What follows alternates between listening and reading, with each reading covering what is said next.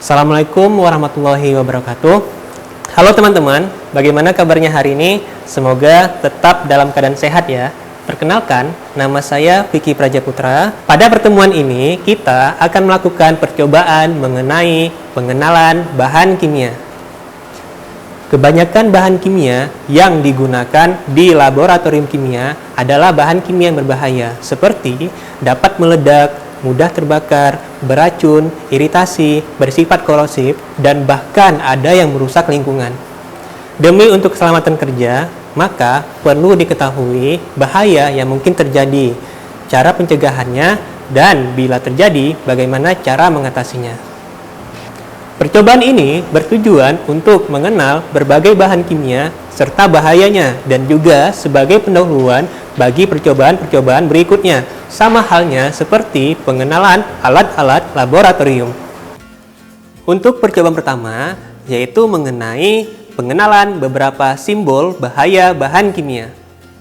Di sini kita sudah menyiapkan beberapa wadah bahan kimia, baik dalam bentuk botol kaca maupun dalam wadah plastik. Setiap wadah memiliki satu atau beberapa simbol bahaya bahan kimia.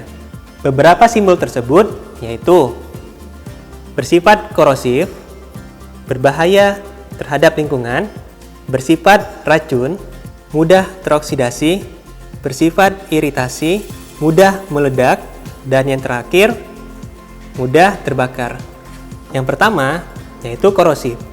Contoh bahan kimia yang bersifat korosif adalah asam asetat dengan bobot molekul relatif sebesar 60,05. Bahan kimia yang bersifat korosif dapat merusak jaringan tubuh. Oleh karena itu, untuk pencegahannya, maka hindari kontak langsung dengan mata, kulit, atau pakaian. Dan juga jangan hirup uapnya pada saat bernafas. Namun, jika salah satu anggota tubuh terkena oleh bahan kimia yang bersifat korosif, maka segera bilas dengan air yang mengalir. Yang kedua, yaitu berbahaya terhadap lingkungan. Contoh bahan kimia yang berbahaya terhadap lingkungan adalah mangan 2 sulfat dengan bobot molekul relatif sebesar 169,02. Bahan kimia dengan simbol ini dapat merusak atau mencemari lingkungan tanah atau perairan. Oleh karena itu, untuk pencegahannya, maka limbah dari bahan kimia yang merusak lingkungan ini harus dibuang di tempat penampungan limbah dan jangan langsung dibuang ke tanah atau perairan karena dapat menyebabkan efek dalam jangka panjang. Yang ketiga, yaitu beracun. Contoh bahan kimia yang bersifat racun adalah 1-butanol dengan bobot molekul relatif sebesar 74,12. Bahan kimia yang bersifat racun tentu berbahaya bagi kesehatan jika terhirup, tertelan, atau terkena kulit. Oleh karena itu, untuk pencegahannya, maka kontak dengan tubuh harus selalu dihindari. Yang keempat, yaitu mudah teroksidasi atau oksidator. Contoh bahan kimia yang bersifat oksidator adalah litium nitrat dengan bobot molekul relatif sebesar 68,94. Bahan kimia dengan simbol ini dapat membakar bahan lain, penyebab timbulnya api, atau penyebab sulitnya pemadaman api. Untuk pencegahannya, maka hindari bahan kimia tersebut dengan bahan yang mudah terbakar atau bahan yang bersifat reduktor. Yang kelima adalah iritasi.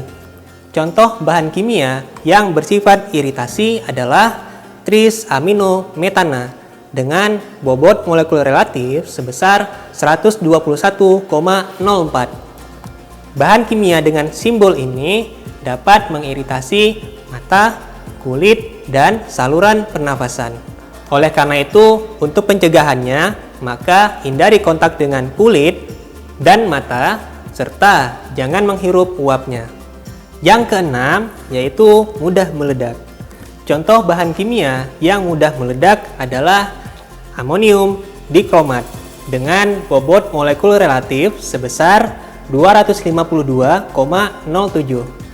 Bahan kimia dengan simbol ini umumnya meledak pada kondisi tertentu. Oleh karena itu, untuk pencegahannya, maka hindari bahan kimia tersebut dari guncangan, gesekan, percikan api, atau panas. Yang ketujuh, yaitu mudah terbakar. Contoh dari bahan kimia yang mudah terbakar adalah diethyl ether dengan bobot molekul relatif sebesar 74,12. Untuk pencegahannya, maka hindari bahan kimia tersebut dari percikan api. Jika bahan kimia tersebut mudah terbakar akibat udara, maka hindari kontak langsung dengan udara. Oke, jadi pada prosedur percobaan kedua, kita akan melakukan pengenalan terhadap beberapa bahan kimia berbahaya. Kita akan melakukannya di lemari asam nih, karena kita menggunakan beberapa bahan kimia yang berbahaya. Dan pastikan teman-teman menggunakan alat pelindung diri ya, seperti masker, sarung tangan, dan juga kacamata pelindung. Untuk langkah awal, kita siapkan tisu yang telah dilipat menjadi 4 bagian, kemudian kita letakkan ke dalam masing-masing Petri dish. Selanjutnya, ke tisu pertama ditambahkan 1 tetes asam sulfat pekat. Pastikan diambil dengan hati-hati ya. Diteteskan sebanyak 1 tetes. Perhatikan apa yang terjadi pada tisu pertama. Kemudian, kita tambahkan juga 1 tetes asam sulfat pekat dan 1 tetes kalium dikromat pada tisu kedua. Perhatikan apa yang terjadi. Berikut adalah perbedaan yang terjadi pada kedua tisu tersebut. Selanjutnya, kita akan melihat reaksi logam alkali jika kita masukkan ke dalam air. Di sini, kita menggunakan 2 logam alkali, yaitu logam kalium dan logam natrium. Serta kita juga menggunakan indikator fenolftalin untuk melihat pH larutan yang dihasilkan apakah bersifat asam atau basa. Pertama, kita ambil larutan fenolftalin, kemudian kita teteskan sebanyak 2 tetes ke masing-masing gelas piala yang berisi Aquades. Kemudian, kita masukkan sebanyak 1 butir kecil logam natrium ke dalam gelas piala tersebut. Perhatikan apa yang terjadi dan warna apa yang dihasilkan. Kemudian, kita masukkan juga nih 1 butir kecil logam kalium ke dalam gelas piala lainnya. Perhatikan apa yang terjadi.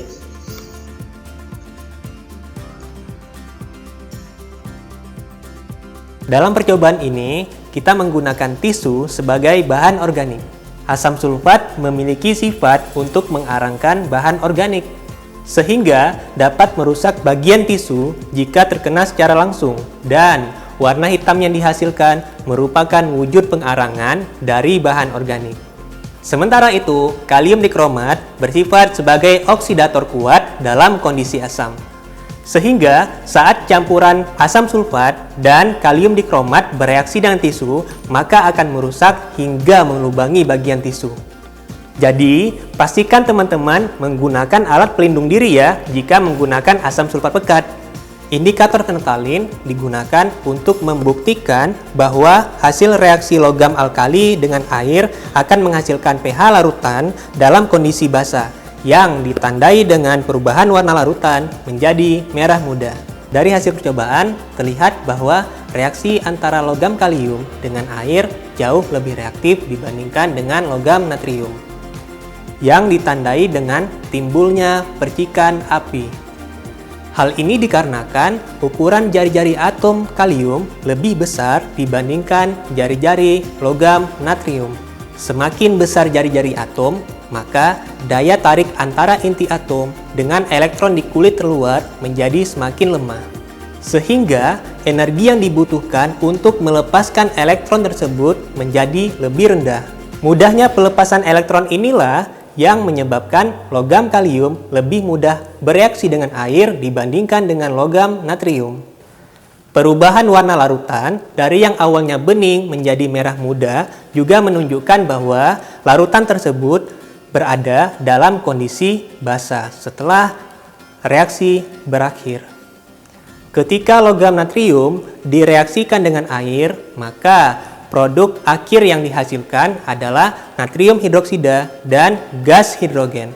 Sedangkan reaksi antara logam kalium dengan air akan menghasilkan produk akhir berupa kalium hidroksida dan gas hidrogen.